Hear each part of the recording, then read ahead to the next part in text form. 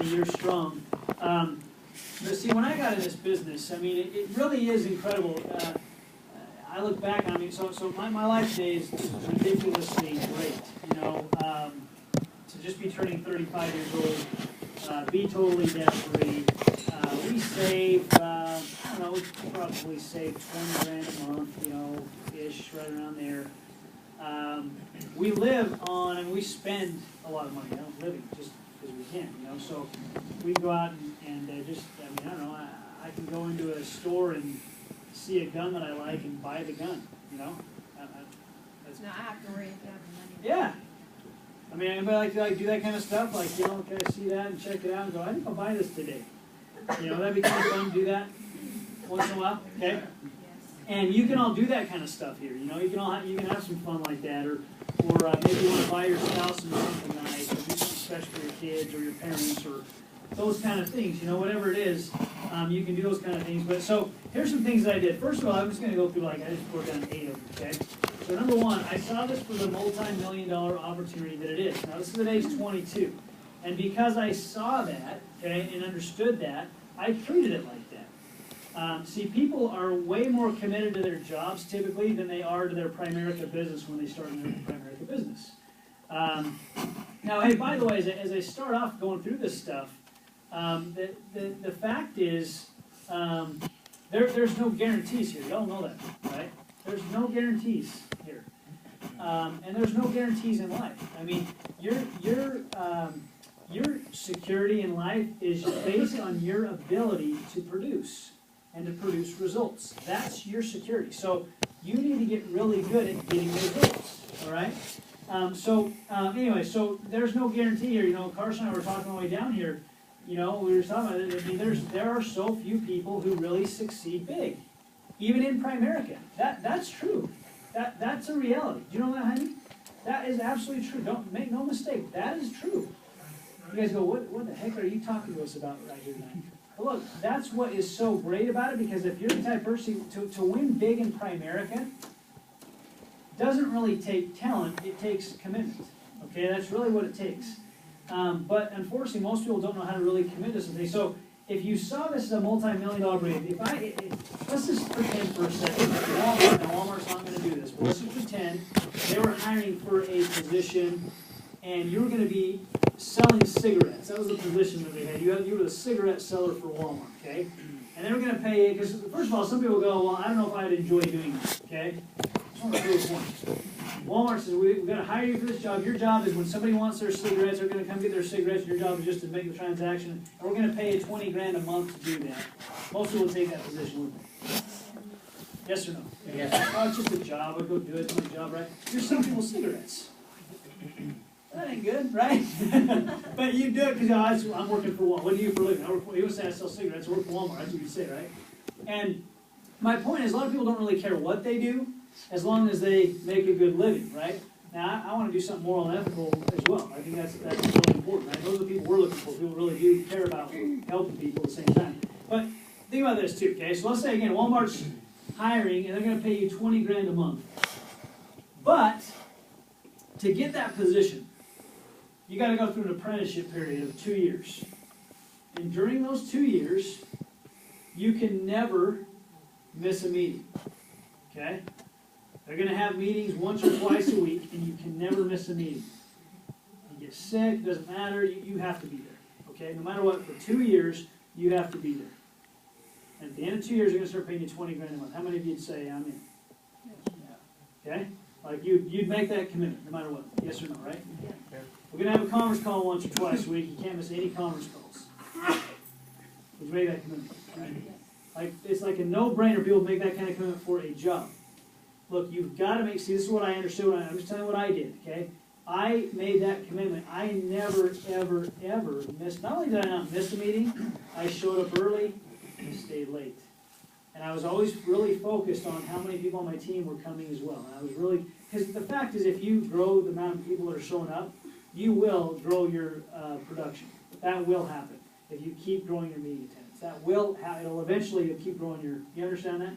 So, but it has to start with you. Number 2, I put down I had the ox is in the mire mentality. You know what I'm talking about? Okay, in the Bible, right, it talks about how somebody was asked Jesus about working on, or helping somebody on Sunday, and so it's a Sabbath. You can't help someone on Sunday, right? And he basically said, well, if the ox is in the mire, you need to, right? You got a little story? Yeah, pull it out. Yeah, you gotta go pull them out, right? I had that mentality about my business. I looked at it as, man, I'm 22, my wife's 18, we have nothing, right? We don't own a house, we have car loans. The ox is in the mire. That was my mentality. So, because I had that mentality, what that meant was every week, see, if there's one thing that I think you need to do to make your business run, is you need to have at least 8 appointments set by Sunday night of the week. Okay? Now, you don't have to necessarily set them on Sunday night, okay? But by Sunday night, before Monday morning comes, you need to have 8 appointments booked for the upcoming week. Minimum. That's if you're part-time. If you have 8 set, you're going to end up on 4. That's only 8 appointments. That's all you got to set 8. Because if you have 8 appointments set and you're part-time, you're going to earn about $2,000 a month part-time learning your business. Okay? Now, when you become full-time, you have 14 to 16 set, and you do that through filtering and stuff like that. So, I have this conversation all the time. By the way, I don't. This is just my opinion. Okay? This is I probably have a lot of the same beliefs that most of you in this room have. Okay? About the Sabbath day and that kind of stuff. But I'm just going to show you, explain an example to you, okay? I tell people, yes, I've got my base shop. I'm really working right now to help a lot of people on base shop. And when there's newer people coming in, see, all of us are raised with the mentality of kind of do the minimum and make your paycheck. Because that's what you do at a job for the most part, right? You don't usually go above and beyond at a job. Because what? What for? They're gonna pay you the same whether you go above and beyond or do the minimum, right? So when they come into their Primerica business, they have the same kind of mentality. So I'm working with a couple new guys, and they kind of said, well, and I just texted them last night. I said, hey, how you looking for the week? Just wanted to see where they're at, right?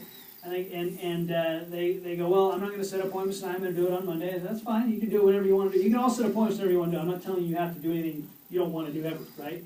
If you don't believe you should make calls on Sunday, don't make calls on Sunday. But you're probably also watching football games on Sunday. Yeah. So, in my opinion, most people that use that kind of excuse, they're just making an excuse to be lazy.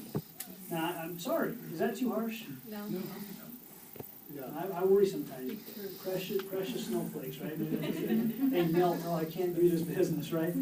Look, okay, so my mentality is, hey, the ox is in the mire. You've got to have your appointments booked up. So if I didn't have my week booked up by Sunday night, I was making a couple calls on Sunday night before the week started.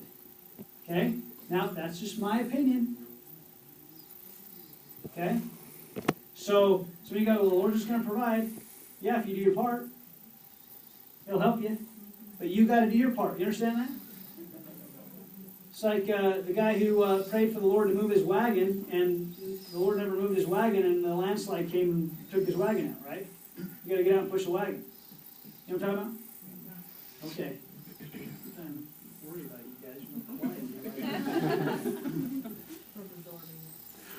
Okay, so anyway, my point is, yeah, I had a couple guys say I don't want to, I don't work on Sunday. That's what I said. I don't work on Sunday. Well, I mean, where in the Bible does it say you're not supposed to work on Sunday? I don't think it says that you're not supposed to work. It says you're supposed to keep Sabbath day holy.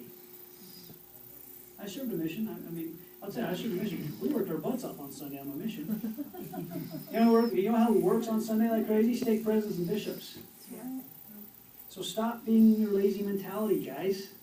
Stop it. That's silly thinking. That's just an example. That's just one example. Maybe it's a good or bad one. I don't know. We're in Utah County. I better be careful, right? We're happy. I probably did. Saturday comes around, we won't have a soul inside. Hey, look. You don't want to do anything on Sunday? That's fine. Do it all by Saturday. Just make sure that by the first of the week. My point is, though, Sunday night people are home. They're getting ready for their week. And there's nothing wrong making a phone call say, hey, can I come by and see you this week sometime? Don't you call your family, friends anyway? See, I don't look at this as work. I see it as service anyway. Okay, it's service. I mean, there ain't. Anyway, so I just ox is in the mire mentality. That was always my mentality. Number 3, don't pay attention to the masses that choose not to win big. Okay, because the majority are going to choose not to win big. It's just life. That's just the way it is. you'll know when you're doing the right things when you start having people say things like, you're too focused, all you do is work, you don't want to work your whole life away. I remember when I was going to my business,